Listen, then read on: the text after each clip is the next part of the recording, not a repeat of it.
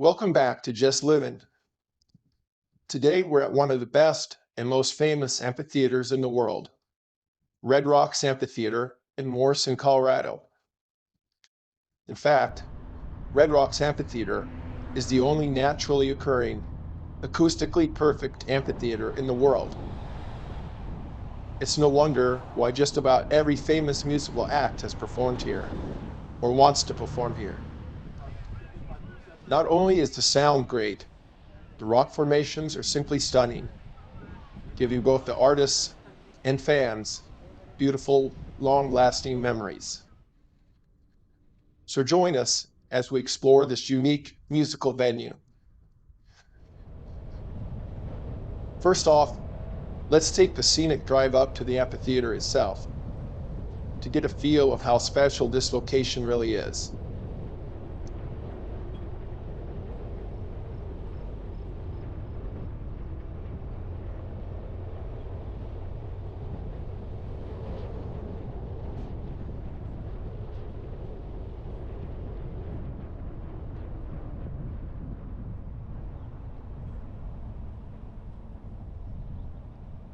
That's why so many people visit Red Rocks, even when there isn't a concert. The scenery alone makes this place worth visiting.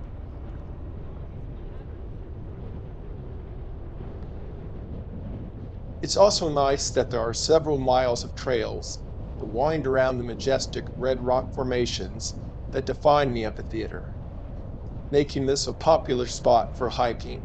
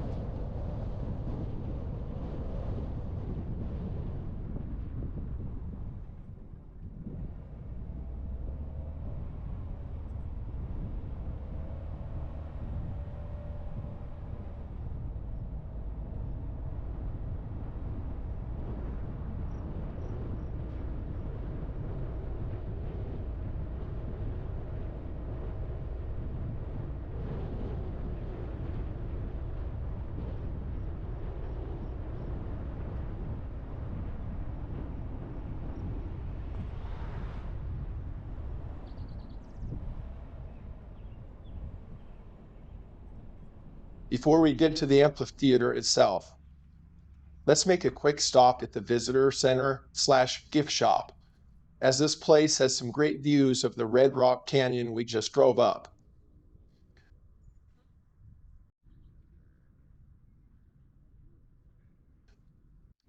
It also has something neat for you John Denver fans, as Red Rocks was his favorite place to perform.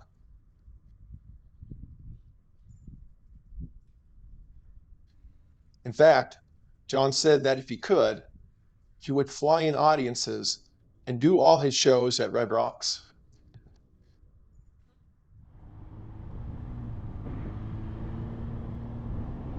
Now let's continue our way up to the amphitheater. You have to admit, this has to be one of the most unique entrances to a musical venue there is.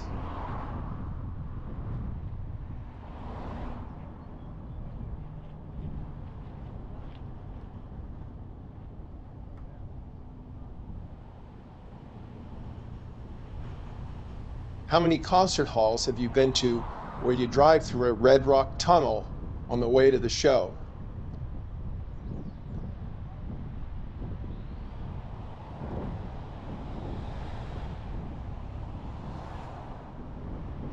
This has to be the only one in the world.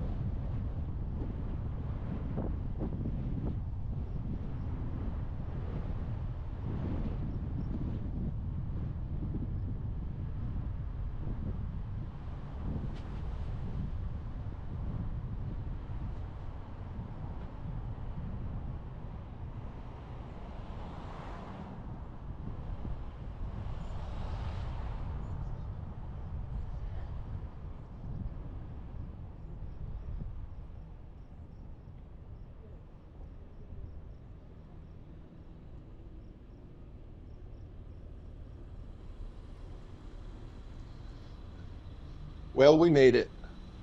Welcome to Red Rocks Amphitheatre.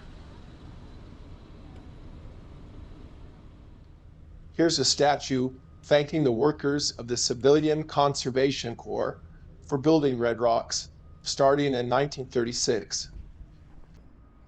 They finished the task 5 years later in 1941. Let's take a look around before tonight's show starts.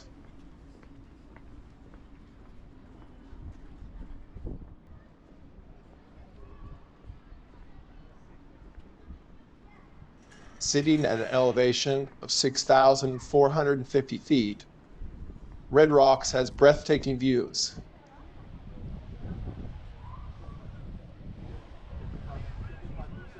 From the top row, you can see all the way to Denver International Airport, which is about 39 miles away.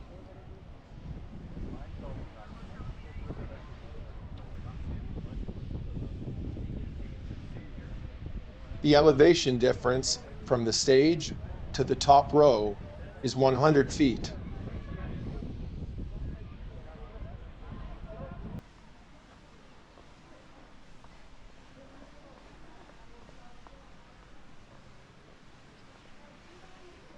There are approximately 8,700 seats at Red Rocks, spanning about 2.5 miles in length if you strung them together.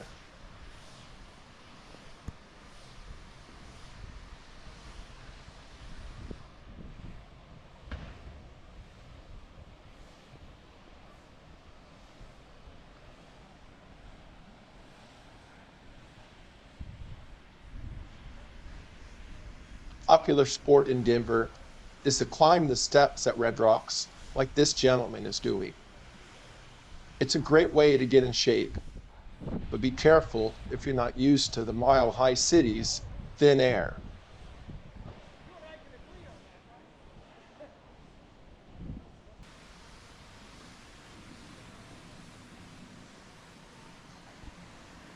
In 1971, there was an incident here that led to a 5-year ban on rock concerts. About 1,000 people without tickets showed up for a sold-out Jethro Tull concert.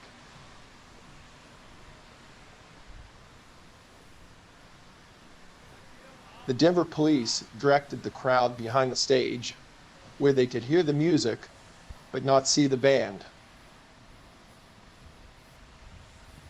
The situation seemed satisfactory until some of the people without tickets attempted to enter the amphitheater by charging at it and breaking through the police line. Some of those without tickets began lobbing rocks at the police, and the police responded by discharging tear gas at the gate crashers.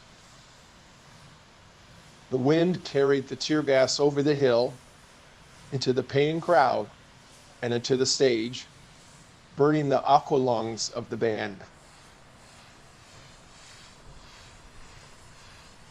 Following the riot at Red Rocks, Denver Mayor William H. McNichols Jr. banned rock concerts from the amphitheater.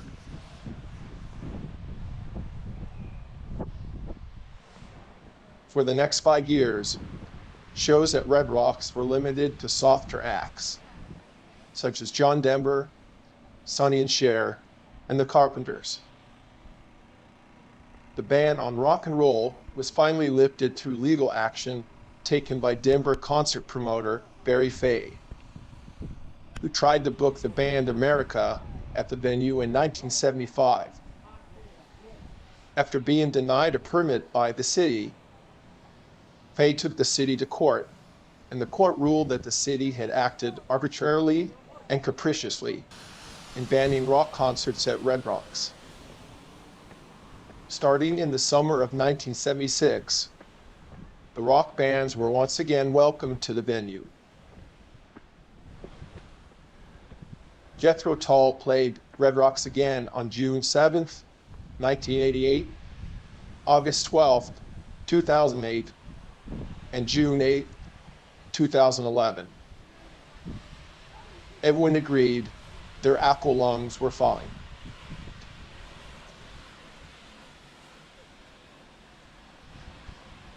Another piece of rock and roll history took place here on June 5th, 1983, when U2 performed in front of a small crowd of only 4,400 fans in very inclement weather. The show had been sold out, but the crowd size was affected by the weather, with attendees believing the show would be canceled. The show was not canceled, however, because the band could not get their money back for the outlay on filming crews and equipment for their performance. Those who braved the weather and showed up were told personally by Bono, who came to the parking lot and into the crowd more than once, to ignore their seat assignments and to move as forward as they wished to make the house seem full, since the show was being filmed for what became the group's concert film, U2, live at Red Rocks, under a blood red sky. The music video for Sunday Bloody Sunday, shown in heavy rotation on MTV, was also the fruit of the filming effort. Some songs from the show appear on the group's 1983 live album, Under a Blood Red Sky. My wife was at this concert, and she says it was one of the best concerts she had ever been to. Well, as I get in some more exercise climbing the stairs, there's only one more relatively unknown fact to share about this historic venue. And it has to do with one of Hollywood's most famous directors. And here it is, the world-famous Alfred Hitchcock Rock, that travelers from all over the world come here to see. They say that if you can touch the lampshade on the light pole directly in front of Alfred, you'll score a free bag of weed somewhere inside. Good luck, dude. Well, that completes our tour of Red Rocks. I hope you enjoyed the video and consider liking and subscribing to our channel. You can also buy us a coffee at the link shown here.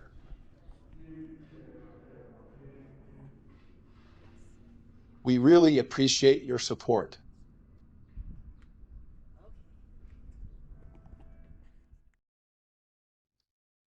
Thanks for watching, and we'll see you next time on Just Livin'.